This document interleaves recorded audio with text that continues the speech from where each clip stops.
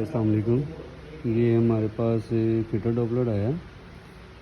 इस condition wise आप देखें, ये इसकी प्रोब है और ये चार्जिंग पे लगाया हुआ बैटरी बैकअप के साथ आपको मिलेगा।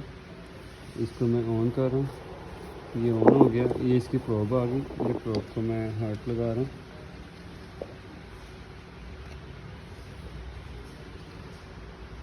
ये इसकी वॉल्यूम आ गया।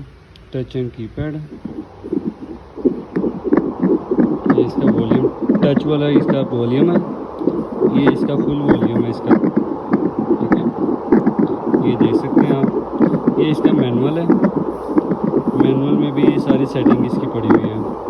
ये इसकी बैक है। ये इसका आ गया वॉल्यूम, इसको अप डाउन जितना मर्जी कर सकते हैं। ये मैनुअल आ गया इसका। मैनुअल में भी आप इसकी 1M5 रिटर्न ये आ गई इसकी।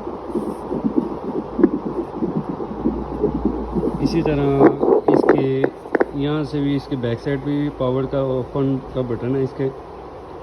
ये इसको मैं यहाँ से ऑफ कर रहा हूँ, ये ऑफ हो गया। यहाँ से मैं इसको ऑन कर सकता हूँ।